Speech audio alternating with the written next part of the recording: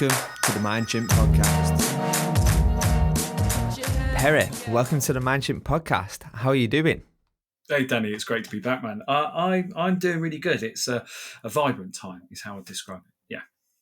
Awesome. Well, let me take you back to May 2018. If I can remember rightly, you was in a train station and it was a chilly old May day. And that was the first time you came on the show. Yeah. So if listeners are only just hearing this for the first time, hit pause and go back and listen to that first episode. Nice. With Perry. Now, Perry, as you know, I tend to ask guests when they come on the show what their logline is. Your logline from 2018 was unashamedly positive with an appetite for learning. Yes. So that was in 2018. Has your logline changed any?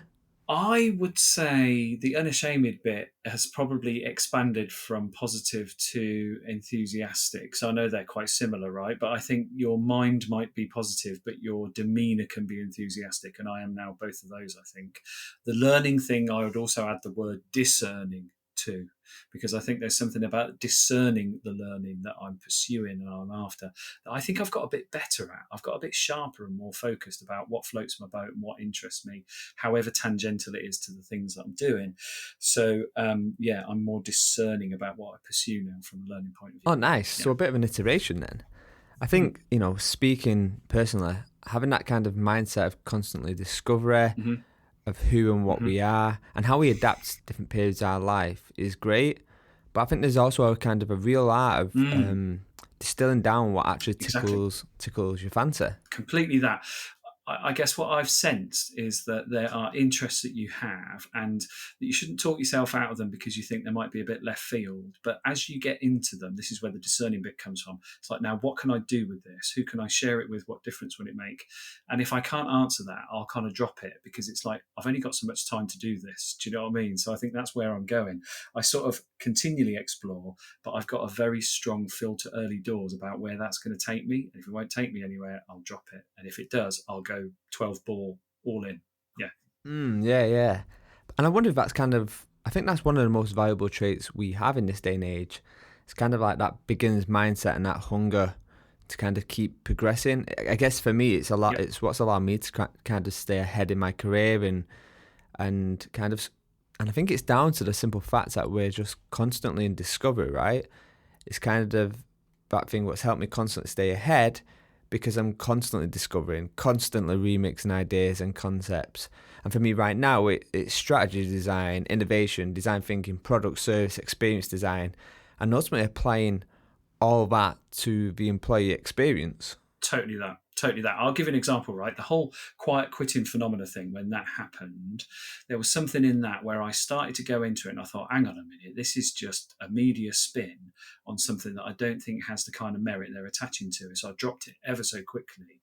And I wouldn't get frustrated when people would drop it in, but I knew I'd learned enough about it to kind of go, it's a phenomena, but let's look at actually what's really going on here, which is the constant detachment of purposeful work, organizations valuing people, and the frustrating triangle you find yourself in around that.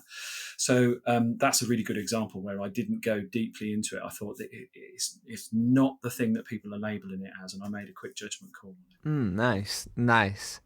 So I guess we've got a whole lot of stuff to talk through today, and kind of things like the kind of the most life-friendly organization in the world. But before we go forward, I want to take you right back to your childhood, Perry. When you was a child, what did you want to be when you grow up? Like, what was that thing you wanted to do? I had a very early interest in nature systems, and particularly the animal kingdom, right? So I can remember watching on TV an advert for a thing called Wildlife magazine that came out. And I said to my mum and dad at the time, it's like, oh, I'd really like that. And they went out and subscribed me to it. And I can remember distinctly different features around different parts of the animal kingdom. And I kind of thought to myself, right, I know what I want to be now, a vet. I wanted to help animals. Right, that was the thing. Now, as I got older, what I realised to be a vet is, A, you have to euthanize animals. I wasn't pleased about that at all. And then B, that there's so much study you have to do. I'm like, oh, I'm not sure I'm that person. So I kind of ruled it out. And then I developed an interest in writing and teaching. So I thought, oh, maybe journalism and maybe teaching.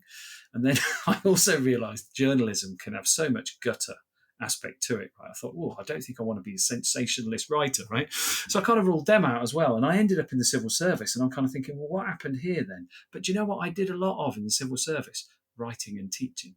It's so weird that I managed to manifest those things. Now, the animal kingdom nature thing still applies to me, but I'm much more interested in the wider ecosystem. So I know it's really trendy to talk about sustainability, but hell, am I one of those people who gets frustrated by people denying climate emergency? Yeah, I am. Do I see the absolute distorted way we destroy biosystems and we overpopulate on agricultural livestock? Yeah, I do. So I'm still bothered by that, but maybe from a more humanist planetary perspective. Interesting. Okay, so I love how you've managed to kind of manifest that kind of writing stuff one way or another. So that kind of only leads me to the next, I guess, natural and logical question is like, what are you manifesting right now? I think I'm developing an even more curious and deeper sense of wanting to know more about human motivation and why we behave like we do, right? So as we record this, it's the day after the arraignment of Donald Trump in the US on the 6th of January insurrection, right? And I look at that man and I think, how on earth did you become like you are? So narcissistic and so divisive. And I kind of like think, what goes on in our psyche that people then follow that kind of appeal, right? So I'm really, really interested in what motivates us in the sense of right and wrong, and what gives us the right, I suppose, to sit in judgment on that. That's constantly something I'm bothered about. But it's more how we come to those kind of value-based and belief systems and articulate them and want them to do something in the world that's good. That's what I really want to find out. It's like, I don't want to find out why we go dark and nasty. I want to find out how we amplify good and positive and productive and purposeful ways.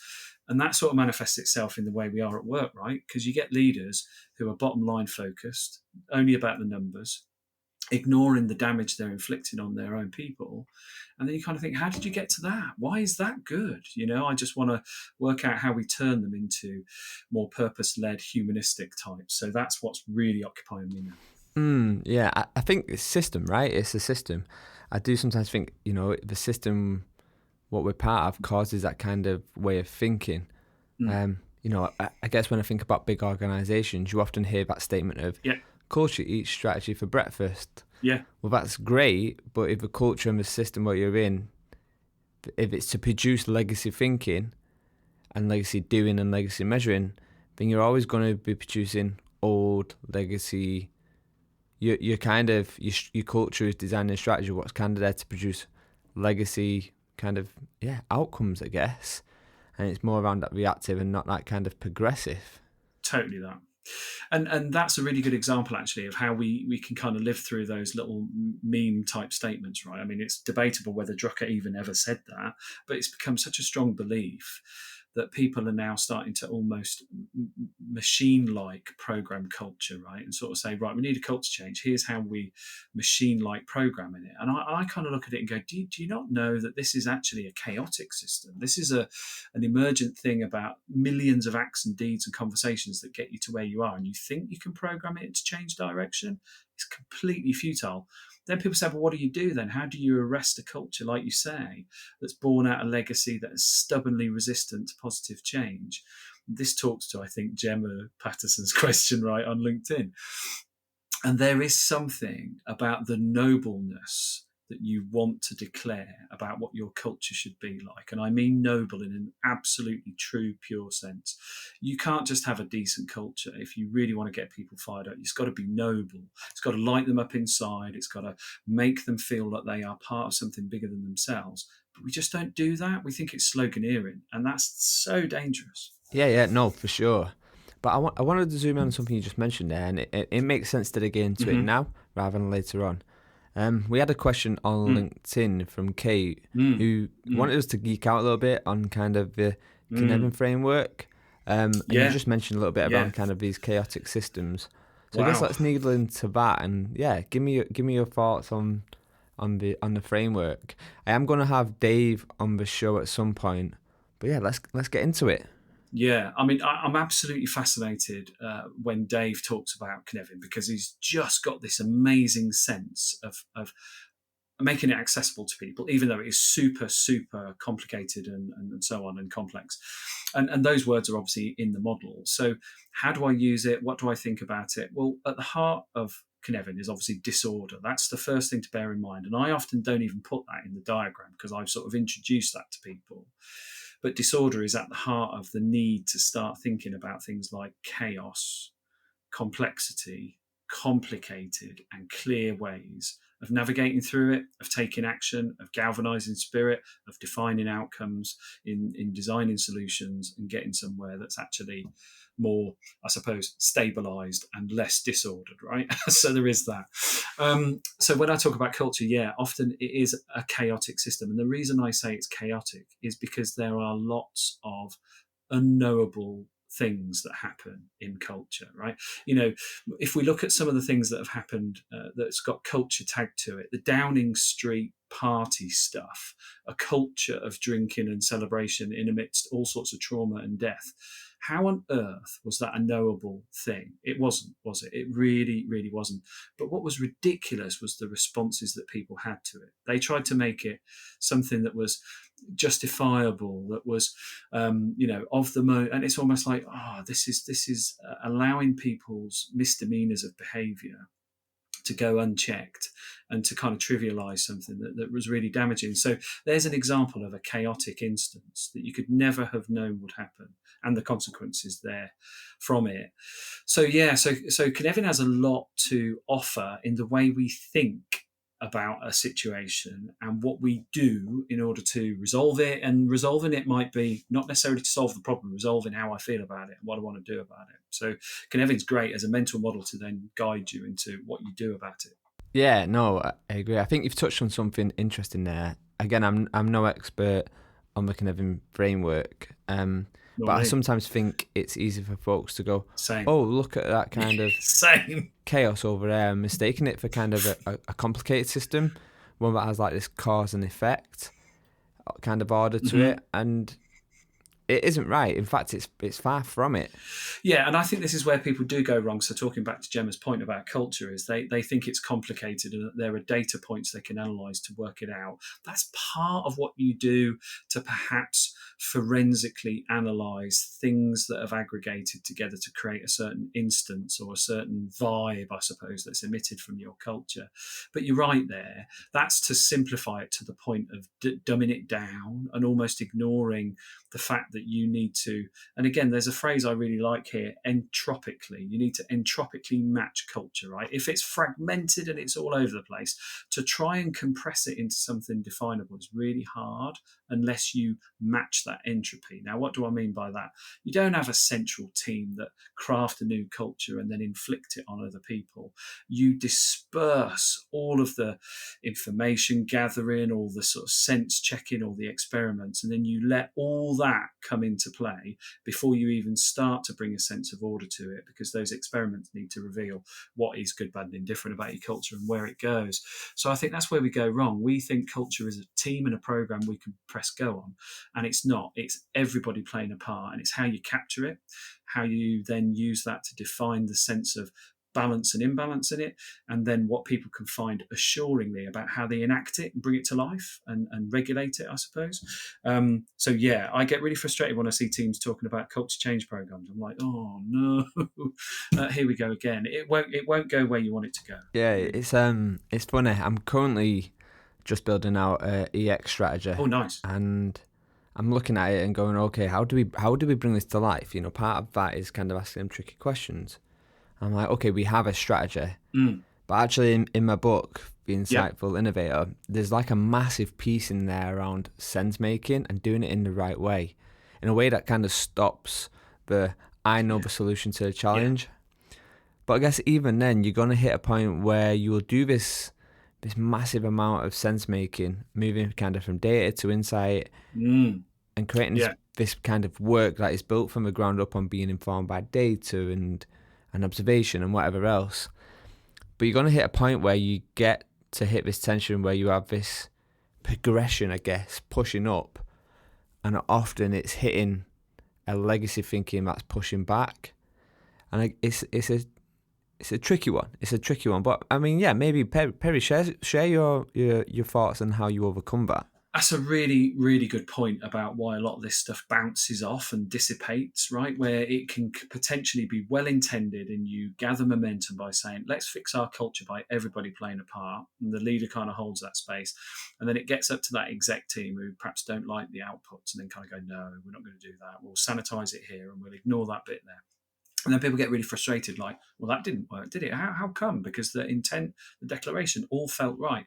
So there's something about leaders understanding and appreciating their role in stewarding culture, not owning the freaking thing. Do you know what I mean? It's like, I am simply almost like a diviner, like the divining rods, right? I am divining the sense of where culture can be the peak thing for us. I am not owning or defining it, because that would be almost pompous to do that. But up there in the nicest possible way, and I don't mean to insult people in leading positions, but they should spend more time stewarding and divining than they should owning and declaring. Yeah, love that. Who doesn't love a good bit of Peter Principle, eh? Okay, and I think that's a great sound advice as well. I might even use that as a soundbite. Before we get into and move more into that, the good kind of HR stuff, I want to take you back to your younger years. And yeah, Perry, can you tell me the first time you ever got into trouble? Wow, trouble. That's an interesting one, isn't it? Actually, I can think of something. I was trying to, in the school holidays, recreate a scene from Tarzan, Lord of the Jungle, right? So I had figures out, and in my house we had a little bit of internal pampas grass, right? So that really dry stuff that looks a bit sort of wispy and so on. So I'd kind of set that up to be part of the jungle, and I don't know why, but I thought it'd be really good to kind of create a campfire in an ashtray. But what happened was, when I tried to create this campfire in the ashtray, it ignited the pampas grass. And so I then had to then say to my mum when she got home from work that day, it's like, Mum, sorry, I've burnt some of your pampas grass and it stinks and I broke an ashtray. Like, wow, how weird is that? Yeah. I've never told anybody that at all. Only my parents knew that. Until now, and have a whole audience of mine should know about it. I know. Okay, so before I take you from childhood all the way through to where we are today, I want you to pick a number for me, please, Perry. 1 to 8. 1 to 8. Okay, I'm going to go 8 because I like it. It's the infinity symbol on its side. So yeah, I'll go 8. Yeah.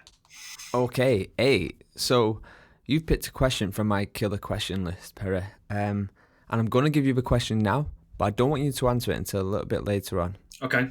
So the question you've picked is, do you even like yourself? Oh, okay. Okay, let's do it. Let's jump into your career then, Perry. So, I think at this point in your career, you're firmly established, you're well known, you've got a strong identity, a proposition, and a value provided is very, very clear. However, I want you to tell me a little bit about your anti-CV. So, what's the thing that you don't put on your CV where you're going, oof, that was a blunder, or oh, that was a bit of a cock up? Yeah, what's the things what come to mind? I like it a lot. Yeah, I think there would be a lot of miscalculations and judgments on who to trust. I would put that down. Lots of that. Who I kind of put faith in, who I backed at the time, who I believed in, and so on. So I think there'd be plenty of those.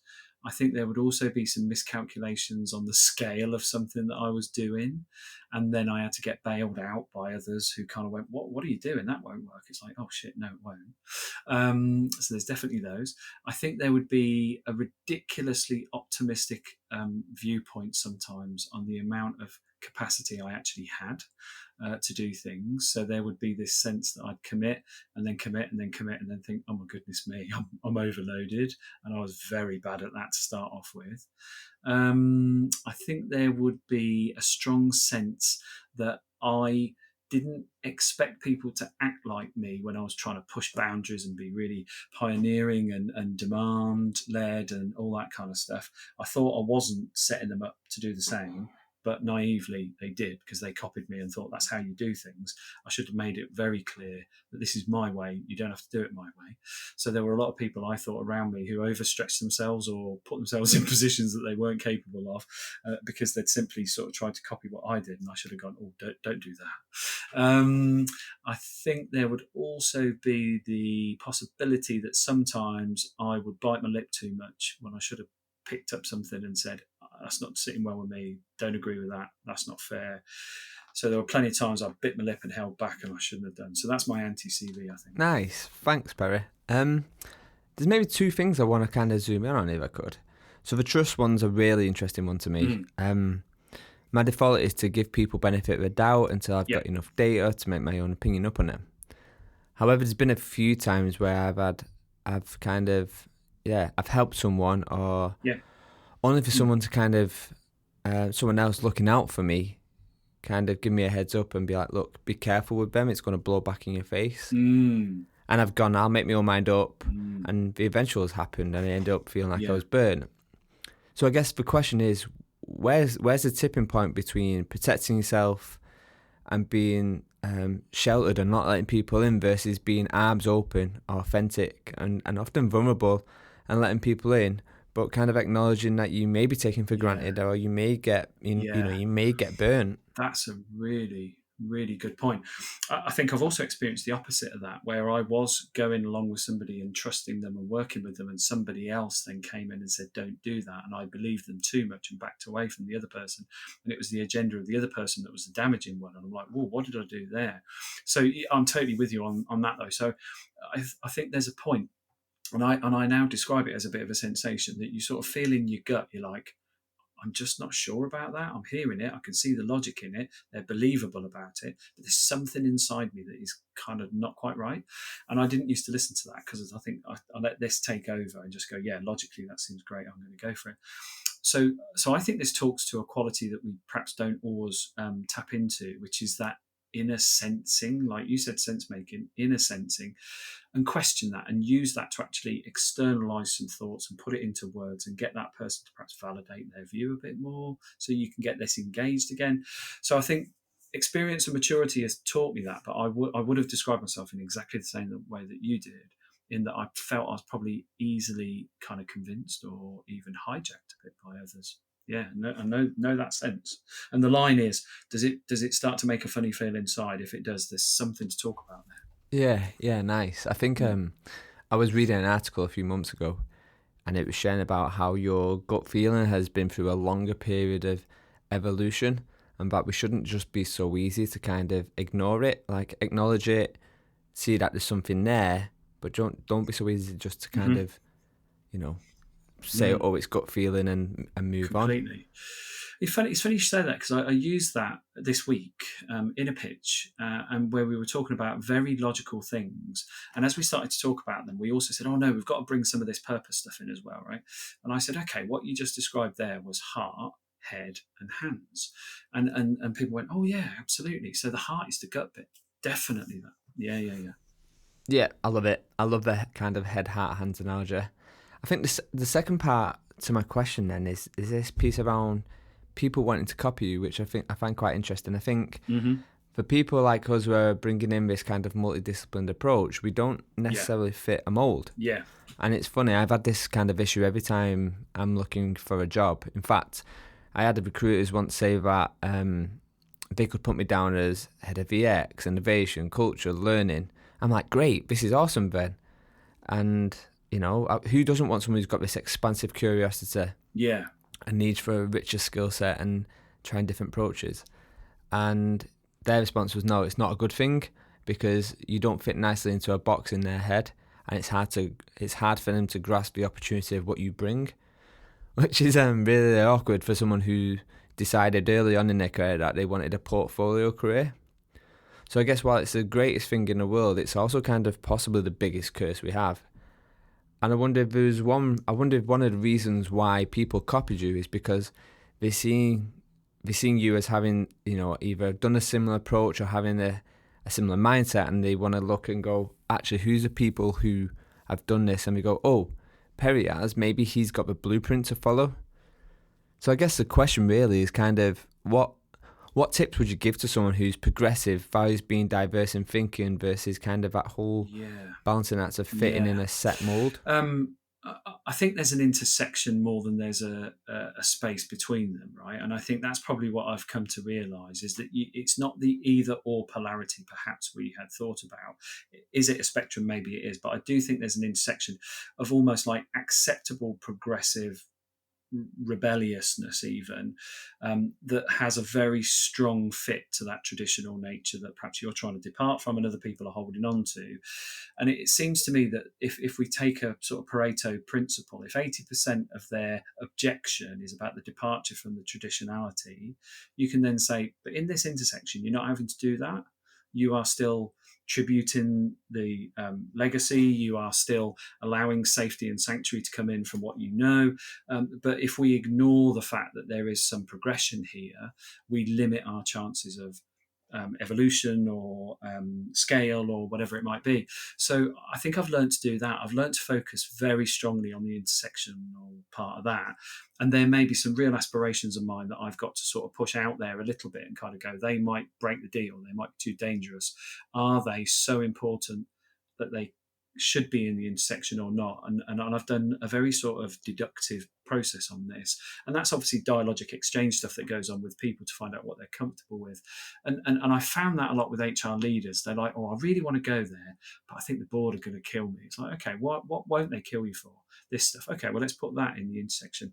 And that's generally worked and given them bandwidth to then go and pursue the dangerous stuff a bit more. So I think you've got to prove it. And that intersection, I think, between progressive and traditional is probably where we could spend a bit more time. Yeah, definitely. I think it's always a juggle. Often you find yourself being brought into a business by someone who gets it, who's kind of progressive and understands the opportunity what that person brings. My last boss, Ban, was a leader just like that. But I guess it's often when you get into the business, it's when you get in there and you go, okay, the business is many years away from kind of where we are, and often the system, the business, demands for you to go into a box so that they can make sense of it, which often means that often you find yourself sometimes moving backwards and becoming this sharp tool going blunt. And I don't think it's, again, it's all best intentions. I think it's just a fact of, it's a whole analogy of oil tankers and speedboats, right? Oil tankers take forever to turn around in the sea, and often you're a speedboat going in there, which can turn around really, really quick. Yeah. Exactly that. I had a flashback to a client who actually admitted they wanted me to go into the boardroom to be a bit of a grenade to kind of blow it a bit, because then what she said was they will then look at me and go, oh, don't do what he said, that's far too like dangerous, but what did you want again?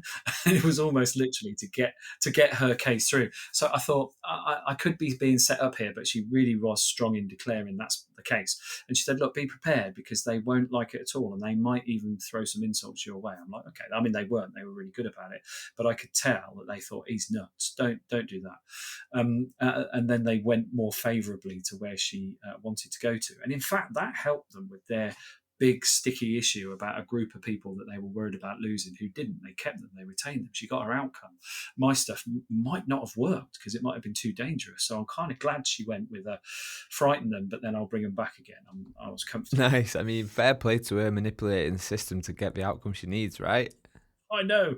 I don't think I ever saw them again, which is not a problem. Yeah. I think there's an interesting dialogue that happens when you have to balance up the stuff you like to test out, something like a new model, for example, HR 3.0, while also giving the client what they want, which might not be 3.0, right? Maybe it's 1.0 or 2.0. How do you working with your clients? How do you juggle Yeah. that? Yeah. Yeah, I mean, it is really difficult. And again, sometimes I have to give them sort of the art of the possible and very imaginatively framed, and then give them an option, which is like, but if that's a little bit too much of a stretch for you, here's a sliding scale back of different parts to assemble that might get you nearer to what you're after. But I can see this is possible for you. So I sort of try and limit the dangerous nature to it by conceptualizing it a little bit. But what I found is, if I talk myself out of that too much and go too sterile, I never get there. Never get there. I'm always drawn right back down the line. I'm like, oh, that doesn't feel right to me. So I feel like I owe it to myself to at least go as bold as I dare as an option, and then give them another way to assemble that. So I guess modular, scaled, and almost like a maturity kind of curve thing. So I've even been as bold as to say to people, look, if you want to, if you don't want to touch that till 2035, then that's okay, because that's some way off in the distance. But in order to get you at least a long way towards it and away from where you're from, here's the steps that could lead to that. So you could talk about it as almost like, the sort of metamorphosis type thing. It's like, if you're not ready to be a butterfly, let's get you into a really healthy caterpillar before you go into chrysalis. And at least that, you're still doing what you should be doing, I suppose, which is moving the dial. But I do have to remind myself sometimes that just because I'm enthusiastic about that possibility, they'll have lots of relevant arguments about why that's completely unfeasible.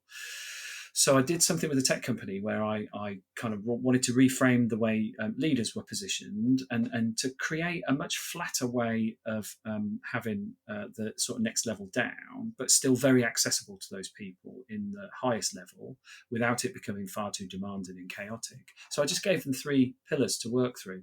And those 3 pillars were about investment, both in capital, time, that kind of thing. Then they were almost like an operating system. So how do we work, make decisions, that kind of thing. And then the third one, I thought, they're going to laugh me out of the room. And I put Qigong, energy, healing. They loved that bit, actually. They were like, yeah, we know the other 2, but we want to do more of that. And I was like, wow, I thought you'd go, he's nuts. So there's an example where you shouldn't always talk yourself out of something that's left field, because actually that might spark them. I mean, they never used that word, don't get me wrong, but they really wanted to focus on culture and inclusion and wellness and dialogue and stuff. And I just gave them the excuse to go for that with that kind of random thought that I thought they're going to make me look daft. But no, they loved it. So there are times where you've got to hold your nerve a bit, I think. Nice. I think you did right. I think, when you mentioned Qigong, like, it's funny, when I run kind of design labs, incubation, sprints, whatever, like there's a lot of time when I think about, especially when you're in that kind of moving from, really broad thinking to really distilling down actually out of your crazy ideas, which ones are the most, feasible, viable, desirable. But getting them into that big broad thinking space is really hard, because we've got years and years of this kind of adult logic. So yeah, I think the hardest bit sometimes is that mindset shift, right? Like, it's that thing of actually, how do we get them to have this wicked curiosity and kind of ask them to start looking at their challenge and going, actually, imagine if we could do this. What happens if we did that? Type of questions. And I think, yeah, often a good chunk of the time is in that space of getting them to allow things like lateral thinking to come in and connecting these unseen patterns. It's amazing to see kind of how as adults we often struggle to get into that space, and maybe it's a lost skill, right? We really have. You're absolutely right. Now, I think if you are wise, like it sounds you are with how you frame it, you can sort of say, a bit like you do in design thinking or something, when really what you're doing is invoking childlike curiosity. Because even if you said to some people, Lego serious play, they'd go, no, I'm not having that. That's silly, playing with kids' toys. But if you said, how about you could 3D model the organisation of the future, they might go, oh, yeah, that sounds interesting. How do I do that? Oh, here's some bricks, put it together. But that's not mis-selling. That's just making sure that the linguistic side of things doesn't put the barrier up before they've even explored that curious approach. But I love the whole concept of, if a 10-year-old is asking questions, they would ask you a whole different range. So what would they ask you? This. What would your answers be? Not really sure. It's like, well, there you go. It's too complex or not well thought through. But yeah. Yeah, it's fascinating. It reminds me of that George Land paperclip study. Oh yeah. Where he gave kind of both adults and children a paperclip and asked them to come up with as many ideas as things he could do with this paperclip as possible. And I think adults got into like the 10s or 20s, and I think children got into the 100s. I know. I love that. Ken Robinson TED Talk always comes to mind. Yeah, definitely. Yeah, Yeah, definitely. mm, It's mm, brilliant. It's mm, brilliant. mm. So I guess, Perry, let's get into your writing. You've written 2 books, Transformational HR and The Energized Workplace. And me personally, I followed your writing for a donkey of years. But I guess the first question then is there any more books in the pipeline? Yeah, so with Kirsten on the team, I've been thinking about this, and we've both declared an interest in it about how organisations' success criteria seems to be how big are they? How big are they in reach and global footprint and capital and product domination and so on? And I said to Kirsten, I'm really concerned that that's all we're ever gauging everything by, right? You're either tiny or massive, mammoth. But what about organizations who could become like ecosystems and be very diverse and have almost like mothership satellite models so that it's less about just a big empire and more about interconnectedness? And I'm sort of thinking about how Tony Hsieh, the late founder of Zappos, used to talk about organizations as cities. You know, they should have districts and people should have cultures within them and they should all interoperate. And I'm sort of loving the thought that we could create a model for what I call deliberately diversified organizations who can, at a whim, almost dial up one of these things that's more important to them than perhaps even their core offer. So, what we're going to do is research that. We're going to look at models that exist for that and speculate a bit about how it could work. So, that is currently in with the publisher to see if they dare let us go for that one. So, that's what we're thinking about, deliberately diversified organizations. Nice. It's kind of got me thinking about that whole scale up and scale down approach. Mm, I guess kind of going back to the mm, EX strategy, what I'm doing right now. nice. And a lot of my conversations with people above me, my team, is kind of trying to stretch your thinking maybe, or bring in new thinking into that around the fact of actually we need to stop designing these traditional strategies. What we need to be designing now is an adaptive strategy. I think, and when I listen to an adaptive strategy is ultimately it's something what grows from shock. It unfolds as the future unfolds rather than trying to predict it. And I like your analogy there of kind of that scale up and down. It's nice, yeah. I thought I'd just say it just came to mind. It's a mixing desk, isn't it? Yeah, exactly that. Yeah, and I think there's something in that, right? That strategies are playlists. However, the playlist needs to reflect the mood of the party you want to create, and so on, right? So you don't just go, no, this is the compilation, just hit repeat. It's like that just gets really tired.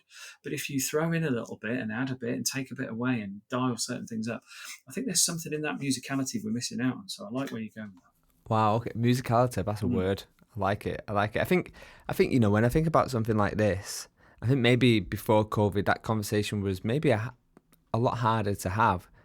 But now I think, when we think about it, the evidence what has unfolded because of COVID, to show the importance of adaptability and basically how pretty much overnight many organisations' strategies fell over. So yeah, I think it's an easier conversation now maybe. But anyway, let's get into your current writing. So, I recommend people to follow you in your writing over time. For me personally, I find it a source of inspiration, thank you. provoking. It always Thank you. inspires me to write. Thank you, man. And actually, it's inspired me to write Cool. 4 other pieces of content for the Not newsletter. Um, Basically around that your most recent series what you did called HR 3.0, which was awesome. So I guess, yeah, let's dig into that. Maybe, Perry, can you explain what Okay. HR Yeah. 3.0 is? Yeah, so if you know the HR world, for potentially about the last 25 plus years, the operating model largely for HR has been dominated by what we call the Ulrich model from Dave Ulrich of 3 aspects: business partnering, shared service, and centers of excellence. And that, I think, was a sort of 1990s way of modernizing the previous personnel model. And I think to a degree, it really helped because we had a different level of strategic dialogue and centers of excellence created expertise in learning and reward and so on. Now, I think in the 21st century, it's almost like, well, the world just doesn't work with 3 relays constantly happening with data. And actually, we're all there to look after people. So therefore, why on earth would you verticalize the game of people? So it's been bothering me for a while that we haven't got a new, refreshed version of it. Now, in transformational HR, I had a bit of a go at creating, again, intersectionality, 4 zones. One was transformation. Then you had people, strategy and partnerships, people, performance and development, and people, support and programs. I was kind of just almost relabeling, adapting, iterating, and building a different dimension. Reasonable good response to it, but I thought there's something more bold needed now, inspired by things like product management and the stuff that people like Jessica Zvan's doing in that space, inspired by systems thinking, inspired by people who really get the science of people, and inspired by people who have a phenomenal take on data and analytics and turn it into stories and narrative. I thought this is what we need to kind of do more of. But I couldn't get over the fact that those still felt functional in a way. And I thought, what's at the heart of this model? Meaningful work, purpose, and that kind of value-led parameter, the relationships that we have, and that strategic intent and the whole sense of direction. So I created 4 interlocking circles again, but I've removed things like traditional barriers, roles, and so on. So HR 3.0 literally means like Web 3.0, very fluid, very interconnected, almost self-scribed according to the challenge that you're facing, but also very disciplined when it comes to regulations and governance and compliance and so on, because it would have to be, but much more pioneering around products, people, process, and design. So it's a 4-part series, right, Perry, or is there more to come? 4th part out now. It's 4 at the moment and 2 more to come. Yeah. Perfect. Look forward to them. I love the posts. It got me thinking about HR as a whole, and in one sense, it's kind of like it's the best thing in the world, right? And in the other, I think it's like the biggest blocker and the biggest gatekeeper in the world. So I guess before I get into the 3.0 kind of, and we talk a little bit more about that, I guess I've got a bit of a question for you. Do you see HR as a friend or a foe? Of people or the organisation? Let's go with both. Okay. So I suspect what it's done is become more friendly with the organisation, potentially to the distrust then that the people would find in it. So then they might think of it as a foe. And there's been a pivot during COVID and since, that the realization of being the friend to the people doesn't mean you have to be a foe to the organization, right?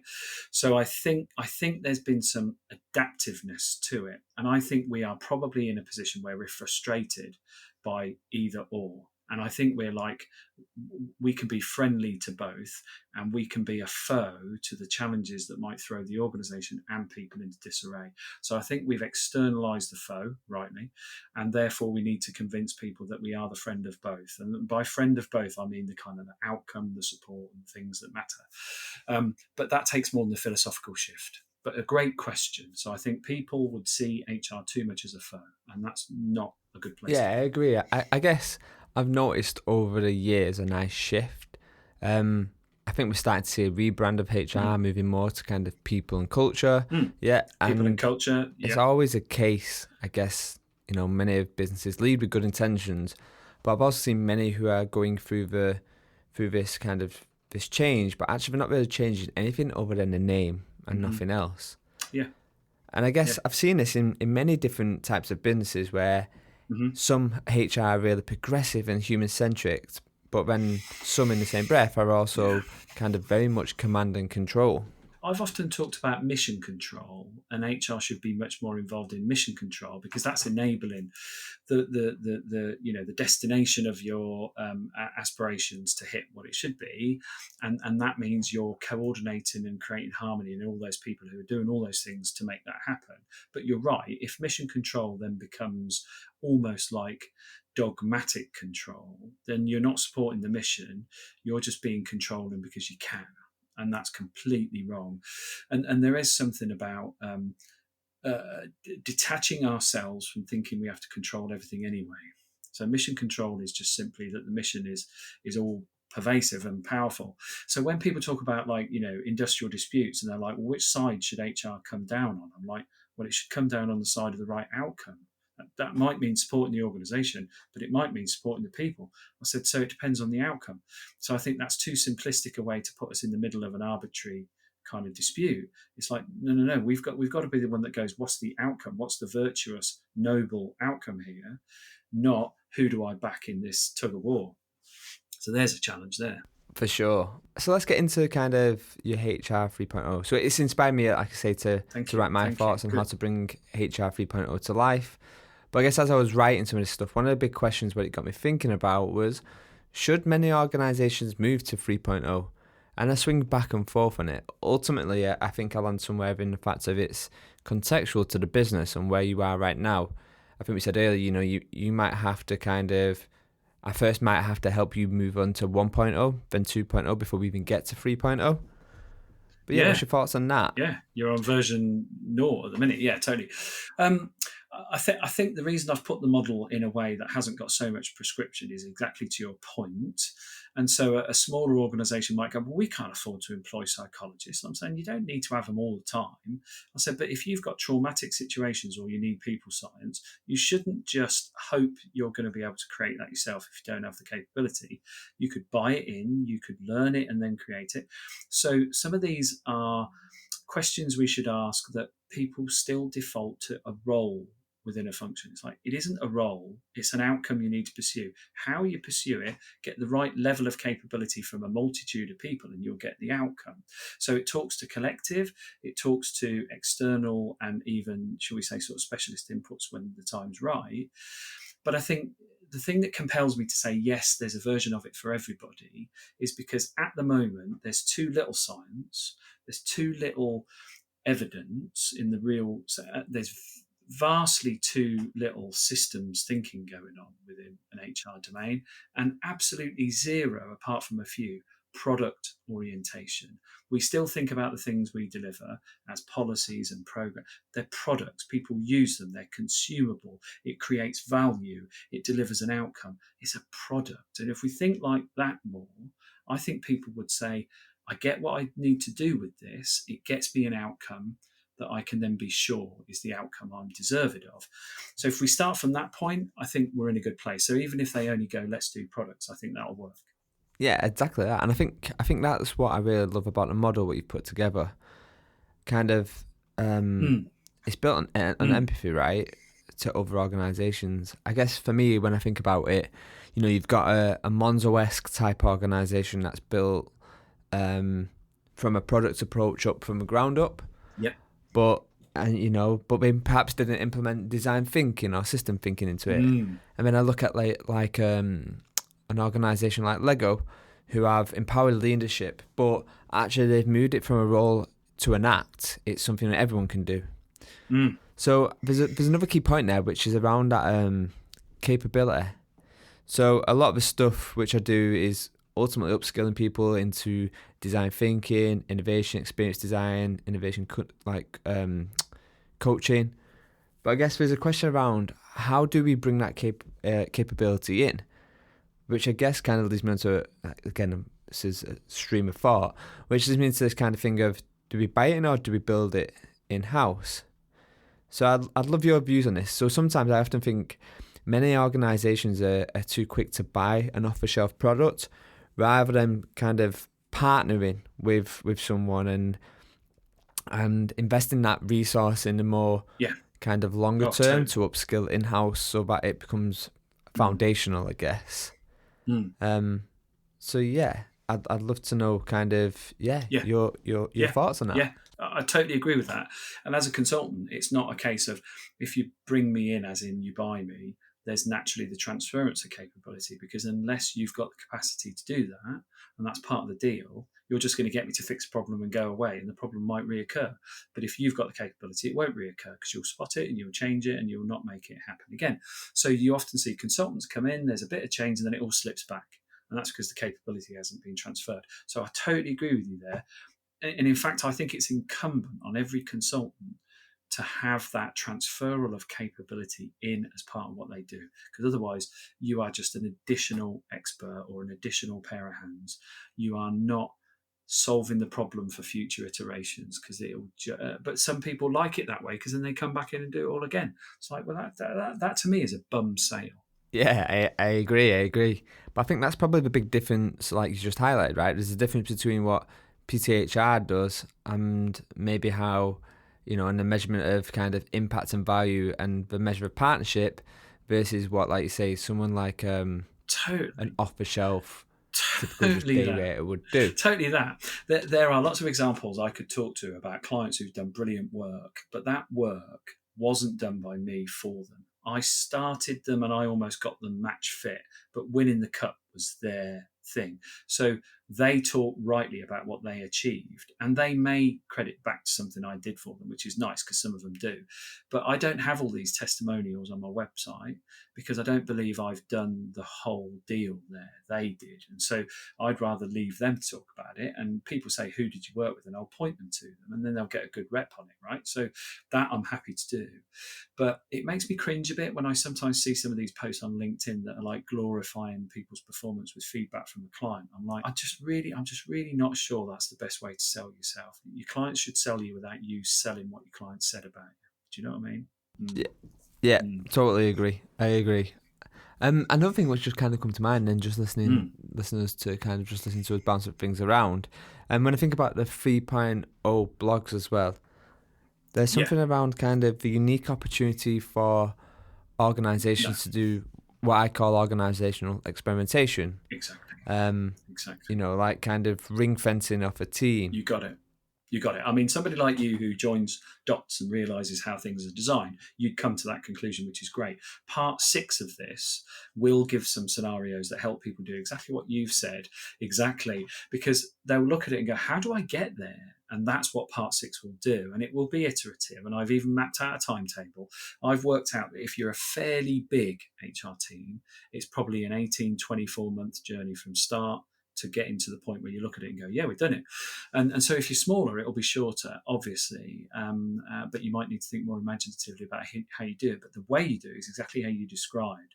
Controlled experiments, which reveal evidence, which build your next iteration. So literally that's what needs to happen. Now, an HR team will say, I don't know where to start. It's like you will, because you'll start in the place where it's underachieving the most.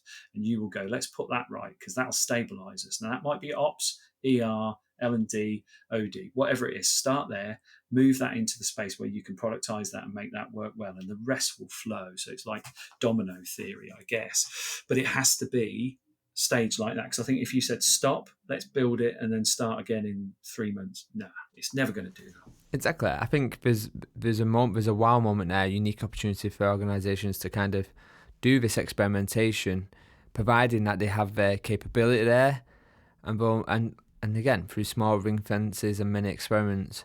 Totally.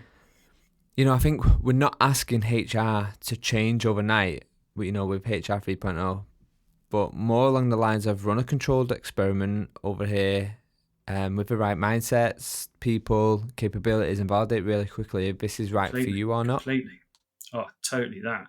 And I think we as practitioners will also need to gradually morph into the new thing, because in this model, you've got to detach a bit from both a role-based title and impact, and a sort of base that you call your own. So if you're a business partner, you won't have a business partner in function anymore.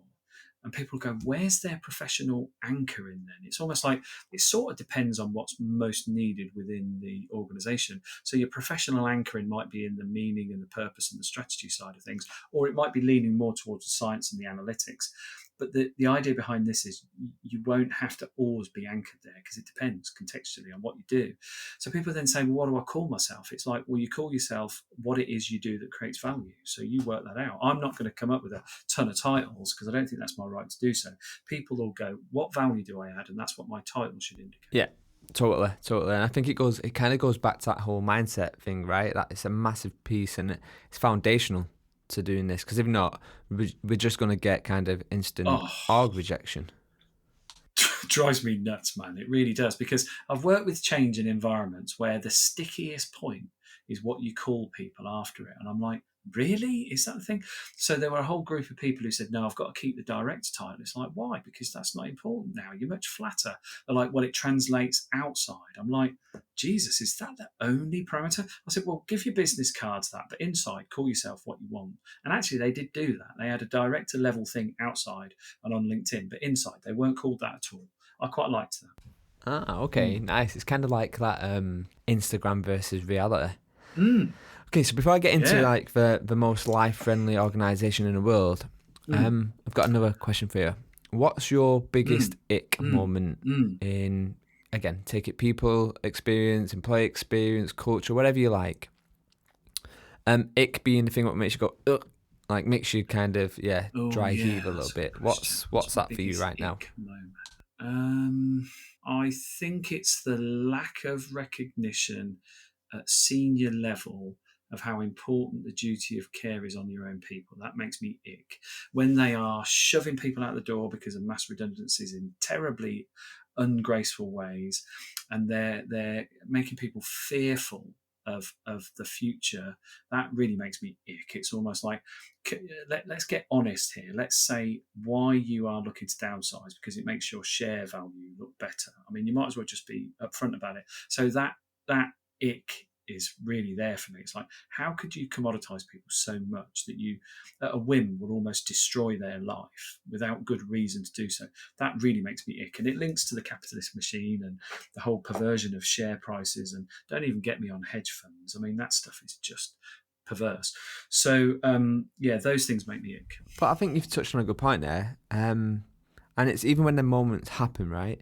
There's a way to go Mm. about them. It's kind of like that whole thing around it's led with empathy by design. So again, going back to your 3.0 and that human Yeah. centricity, if you look at, say, how Airbnb did it versus how other tech platforms do it, it's been Completely. very, very Yeah. different.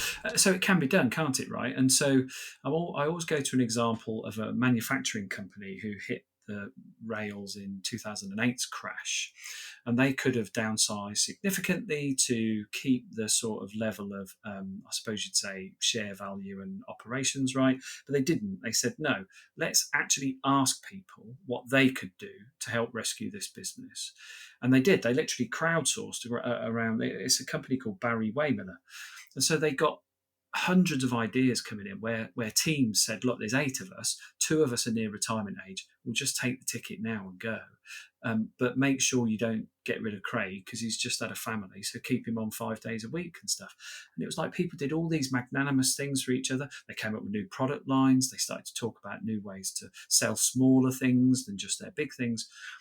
Now, the uptick of that is the CEO, Bob Chapman, says 2 years later in 2010, everybody's still suffering. They posted their best year ever. He said that was because people rescued this business, not the leaders offloaded. Because he has this phrase, you know, if you're a family and you're struggling, you wouldn't sack your brother because you haven't got enough food. Do you know what I mean? So I think that's the example that I'd go to. Yeah. I mean, wow, what a great line. I think that demonstrates innovation and applied tension, right? I use the word innovation a lot, and sometimes I'm talking about this white space innovation, but often it's less for the big sexy stuff and more in the ways of thinking, tackling a challenge, ways of working and doing. With that, I guess, when I think about it, with that example, I guess there's something around kind of that tension. The tension has come in, and along with that kind of time boxing, and it's that thing of, okay, if we can stretch our thinking, then perhaps we can turn this around together. Is that kind of a whole Yeah. co-collaboration, Yeah. co-design, I guess, to turn this around? Totally that.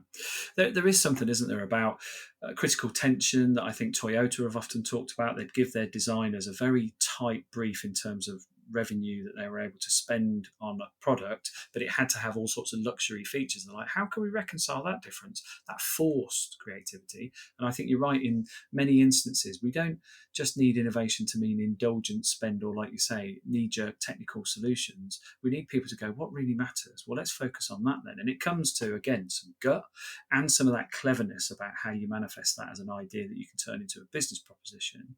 But I think we surprise ourselves constantly when the solutions we need to help an organization perform better already sit in the minds of their people. They just don't get unlocked and shared and categorized and utilized. So, all sorts of examples we know of where frontline people can make a change and make a difference is always the story to tell. And it's always like, why are we not learning that lesson? I think it's just arrogance at leader level in some respects. Yeah. For sure. I think Bosch is a great example of this, of how they scale open innovation in a business. They're good. And they scale it out to their people, right? They go to their people and ask for all the answers, for all the questions. It's that kind of, that scaled approach to innovation accounting. And ultimately, each person within a business can go after an idea. There's a demand and a need there. But then they've got to constantly validate it. It's about that kind of making that educated bets. And I think that talks to another way to use capital as well, because the whole annualized budget cycle stuff is ridiculous. If you had a much more sort of like fluid and emergent cycle to your budgeting, I'm sure you'd do better on it. 100%. 100%. I think you bang on. Okay, Perry, now's the time. Tell me everything you can about being the most life-friendly organisation in the world, and what's the goal of it? So this is where I refuse to believe that there are so many archetypes about what an organisation has to do that you then have to prevent people from having super balanced lives and perspectives, right? So, and we've done quite a lot of experiments on this. So anybody who works at PTHR gets to choose the days they work on and gets to choose the hours they want to work on. And has that caused any issues? Absolutely not at all. So we've got that as a starting point. So we're living proof 3 years later that people can choose their hours and it absolutely fits. So then there's the 4-day working week, where again, we don't work on Wednesdays, and we haven't for 3 years. And has that made a difference? No. We've had 70%, 70%, 40% growth in those 3 years and still don't work on a Wednesday. I mean, I breach it occasionally and I'll borrow the time from somewhere else. So there's that. Then we started talking about the whole sense of unlimited leave. And we did do a little sort of trial on this and said, right, let's try unlimited leave. And it was interesting because I think that the initial reaction was, how do we make it work? So we said, okay, let's put a minimum parameter in that every quarter you have to at least have a whole working week off. So 4 days, 3 days, whatever it is, a whole working week off in a quarter, because otherwise you might not do that. So we kind of thought we'd box it in at that end. And then we started to explore, what if somebody wanted 6 weeks off or 8 weeks off or 12 weeks off? I thought unlimited probably doesn't mean unlimited, because that could kneecap you a bit if somebody said, I'm just going to disappear for a while. I'm like, oh. So we brought in a little kind of guide, which is, if inside you feel that an ask for absence is going to cause a bit of an issue in your colleagues, or you're feeling uncomfortable about it, then you can ask the question, but socialize it rather than just say, I'm off for 6 weeks or I'm off for 12 weeks or whatever. So that forced us to go, unlimited is a bad term because it symbolizes you can just do what you want. So that's where we came up with life-friendly leave. If you think, for my life, I need to not be here tomorrow and I'm not letting anybody down, we're like, just do it. Absolutely do it. I unplugged for a day in May because we had a little bit of a thing at home, and I just said to the team, look, I can't be around today. And of course, what did the team do? Covered me, made sure I was all right, kept the distance where they needed to, and I came back the following day, and it was almost like, that's how it should be. It shouldn't be that we feel so beholden to an organisation that we have to get all these parental tools in, that we should just say we're responsible adults, and therefore we have a life and work, and all that we're considering is that our life comes first and our work helps us live a good life. And that's what we want to mean by a life-friendly organisation. So we've got our summer school at the moment. So we had a week in July where we said, look, let's just learn stuff. And we did, and it was brilliant because it's a bit quieter. And we've got another week in August. Companies don't do that. They don't say, let's have a week of learning. We did work in between, don't get me wrong, but the main focus was, it's a bit quiet, so let's learn. So it's things like that I think make us a life-friendly organisation, and menopause pledge and all those kind of things, to the point that we don't have policies, but we do have team agreements that set out what we expect from each other. And that's another thing. We contract with each other, we consult with each other, and we co-create with each other. That's where life-friendly comes into play. Wow, it's fascinating to hear. I guess some of the elements you just mentioned there, that have kind of helped build that. I have this thing which I run with functions and teams, basically a health index, which measures against the traits of high performing teams, psychological safety. And the stuff what you just mentioned there is ultimately what comes up time and time again, what's most important to them. I guess, is there a benchmark you've benchmarked what you're doing and your org against, Perry? So we took the Flexer verification test, right? There's a new company out that says, how flexible are you? And we took it. So what they do is they survey the team and say, can you choose this? Can you do that? Can you do the other? And we got our results back and we were 96% rated on Flexer's thing. There's only a few above us, so we're in the top 5. And that was really, really impactful for us. We're like, wow, we really are okay in this kind of regard. Because it's a bit like fish in water. You kind of get used to it when it's that flexible, right? So you sometimes need these reminders and stimulators to kind of go, oh yeah, that is really good, isn't it? Because you can just very quickly slip into it being the norm. And that was where we were a bit concerned about the unlimited leave parameters or not. But I think it's nice to just take yourself out of it and look back on it and go, does that make the difference we want it to? And does it help us perform? Yeah, it does help us perform, because, we haven't had significant issues about quality or anything. It's always been good. So I think there is an attributable impact to that, which we will probably bring out actually in our B Corp report that we do every year, because I think Kirsten's really got that nicely framed now, that talks about the culture and the sort of, they call it policies still, but we don't have them, but the ways of working. And credit to B Corp, right? When they did our assessment and they said, look, you don't have any of these policies. We're like, no, we don't need them because we've got these. And they went, oh, okay. And they said, oh, yeah, we'll accept those. So they didn't insist on us being super corporate in the way we operate, which was good. That will give us a chance to test that again. But my sense is that the feeling that people have about the commitment to each other and the thing that we've got, that keeps us straight. Nice. I think just listening to that and you explaining it, in my mind, I'm thinking you're basically creating a company that nobody wants to leave, which is awesome. Like, it's amazing how in a time when people want more flexibility, we're seeing roles and stuff like that kind of coming up online, where it's like 2 or 3 days in the office. And I'm like, why? I've been working from home since 2016. Yeah. I think for me, it always comes back to being mindful of impact of the time. If we're all going to go to the office and sit in the same room and take Teams calls, then that's not allowing people to be the most impactful they can be in that day.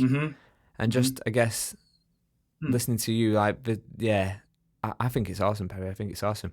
So I guess then, how does it look like from like a ways of working, i.e. team patterning, tooling?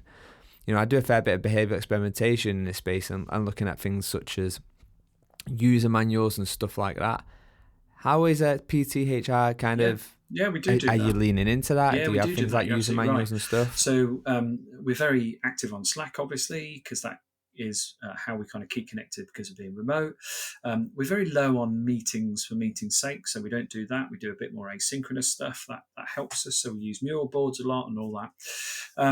We do have moments we come together virtually because they kind of help us. So whether we do, we've got this thing called the Leaderful Circle, which is where we talk about strategy and accounts and all that kind of stuff. So that's a very nice forum to have. We also have times when we come together to learn, like we did our Teal retreat in our summer school, that kind of thing. So that keeps us focused.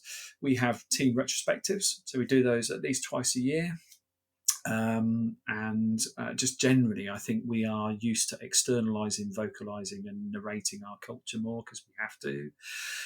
But to your point about people would never leave, I think one of the things that is important is that we are self-managed, so we're non-hierarchical, so there's strong accountability, and that doesn't always sit well with people because they sometimes quite like the fact that they can escalate up or whatever. So even some of that might be appealing to people. When they try it out, they're like, no, actually I'm more comfortable in a hierarchy, or I'm more comfortable as a freelancer with a bit more variety and so on. So I called it culture building and sort of teaming work earlier this year, and it's almost like that even that isn't for everybody.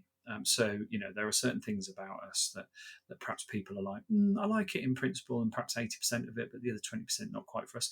So we've had movement. I mean, we're not completely magnetic to everybody, but I accept that because we always do it gracefully and kindly, and there's none of that harumph. It's almost like, okay, well, you've worked out it's not quite for you. That's fine. Yeah, interesting. Yeah, I've never thought about that escalation part. But I guess it kind of reminds me of that whole box analogy, right? Like, you'll be down in a pub chatting to your friends, talking about who the best boxer in the world, and someone will always go, "Oh yeah, but he didn't beat X or Y, or he lost his last fight to blah de blah de blah." And I think often we miss that point around the end moment, the ending of the experience within the business should be celebrated just as much, if not more, than when someone joins a business. But again, I think it's untapped opportunity. And that's exactly it. I mean, that's such a great way to think about it. Yeah, and I think there's always something about when people come through us and either temporarily play with us or whatever. Are they learning something? Yeah, they are. They're learning a lot about new things to do, but they're learning a lot about who they are as well. And that's really important. Yeah. Mm. Nice. Okay, Perry. So let's take us a bit out of the professional and get back into the personal. Mm. Um, what's the future of Perry Timms? Maybe in the next year or Mm. so. Mm.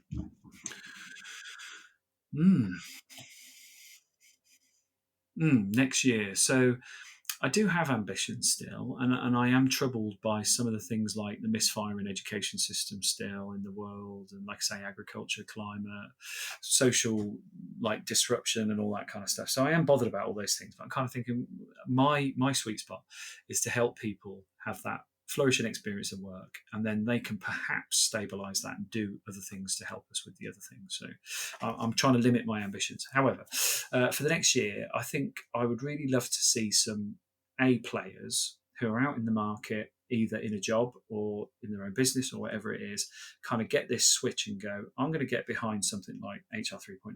I'm going to get behind something like the concept of flourishing. I'm going to get behind the concept of self managed, non hierarchical organizations.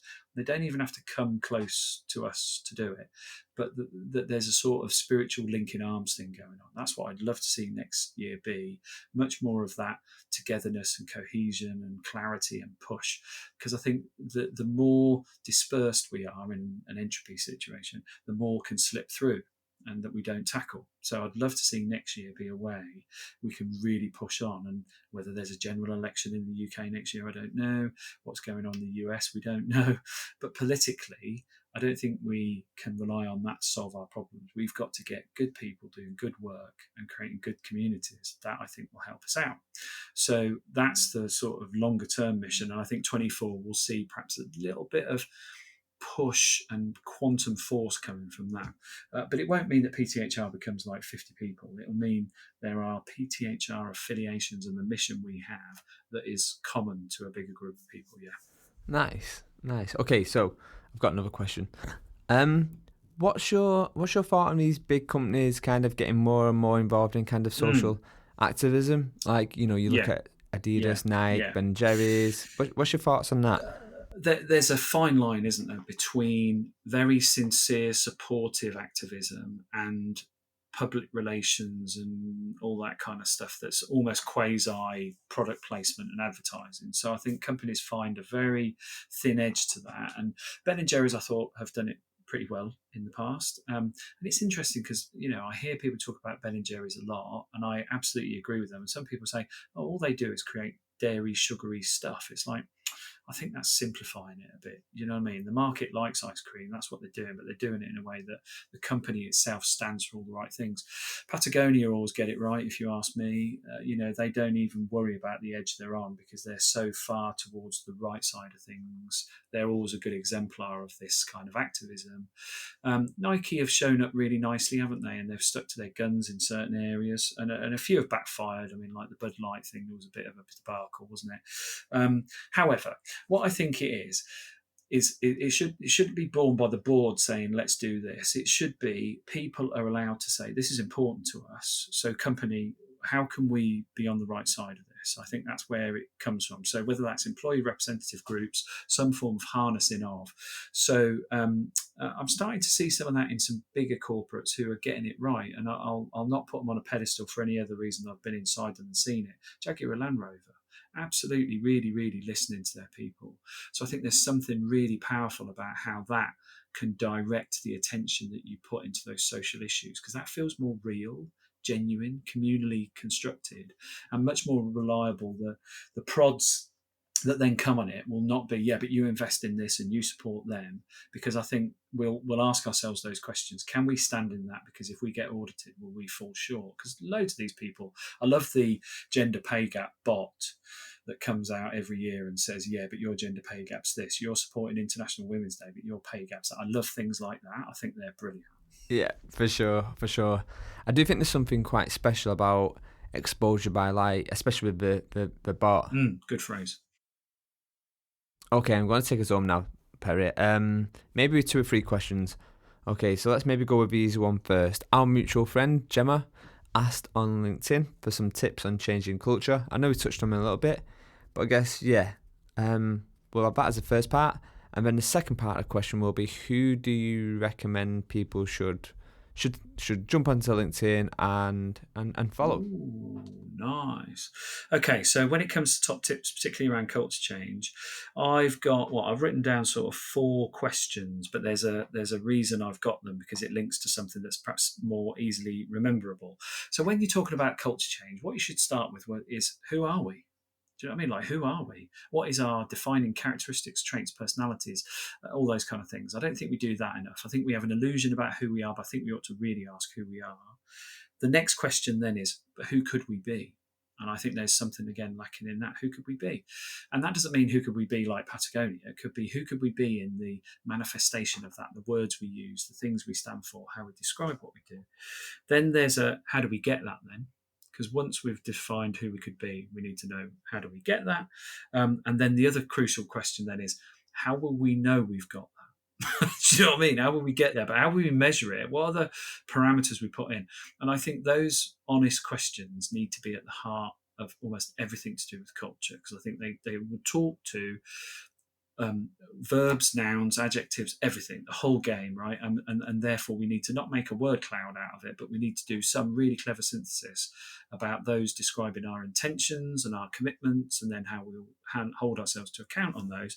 But this is the bit that I think will make that easier for you. Culture is, I think, 2 very distinct ways of looking at the word value. What value the company is there to create, and what culture helps you get that. But then, most importantly, how does your culture then link to what people value in life? So, what do I value in life, and what value does the company create? That to me is where you start with culture. It's almost like, what culture do we need that gets us both of those things perfectly lined up? Hope that helps, Simon. Nice, nice. No, I think it will, definitely will. It's kind of got me thinking about the design of how we show up, be it consultancies, agents as an agency, problem solving teams, etc. But it's in the little things, right? It's how we talk. So, for example, Ritz Carlton, for example, have their own language and words they use.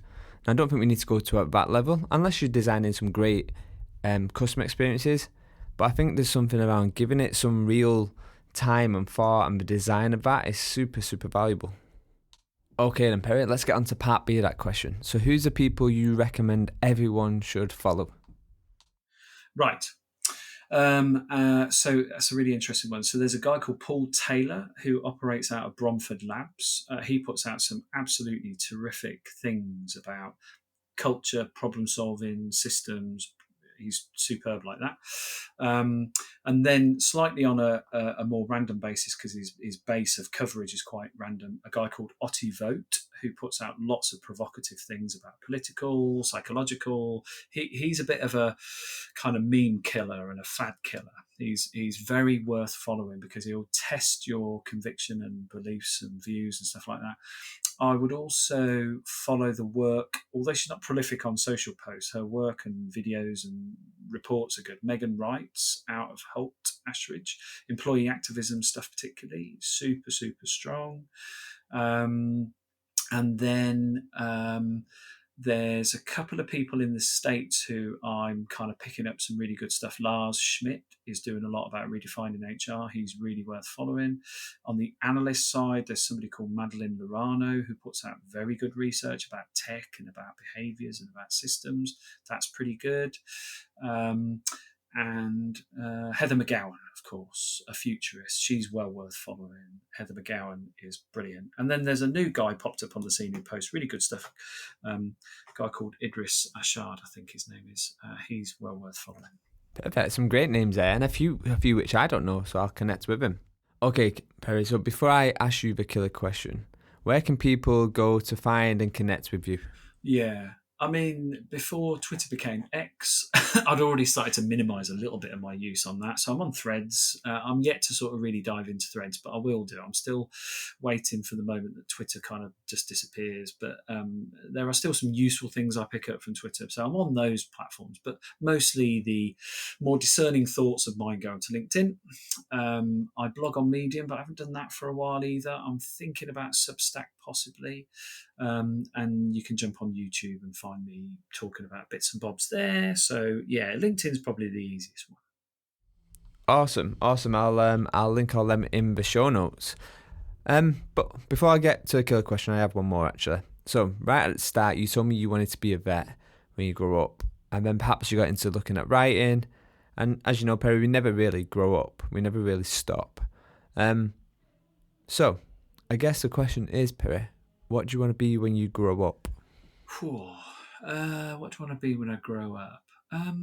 I guess I would want to be a community activist then. Not necessarily an elected official, but somebody who can represent communities and hold people to account. That's what I'll be when I grow up. Beautiful, beautiful. Okay, Perry, the killer question. Okay. Do you even like yourself? Do I even like myself? It's an interesting question because the almost the sense goes to how dare you say yes you like yourself, because it almost seems completely arrogant. But then it's like, but do you loathe yourself? No, I don't loathe myself at all. I think I like myself in what I stand to do. What I stand to do in the world, which is not give up on things, which is support people, which is to add something to the mix of positivity that we need in a very challenging world. A constant sense of restlessness about what I know and what I don't know. I like that about me. I like the fact that I just don't know enough. I just want to know more and more and more. I really like that about me. I like the fact that when I miss something, somebody will tell me with good intent not to punish me, and that I can then apologise and correct that. So I like that about me. I like it that people feel they can say that to me and they don't think I'll have an adverse reaction or go off the rails. And I like the fact that I'm getting smarter at that earlier thing I said, which is who do I put my faith in? I'm getting a bit smarter on that. So I like myself there.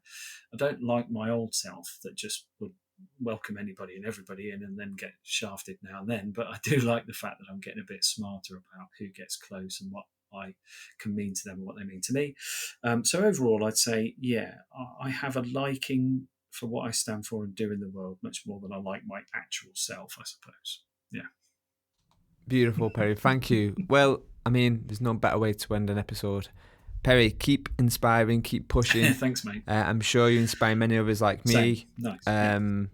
It was an absolute pleasure, and yeah, thank you for coming on the show a second time round. Thank you, mate. Yeah, really appreciate it, Danny, and good luck with the rest of the podcast. And yeah, go check out that earlier episode, which I'm going to do now as well.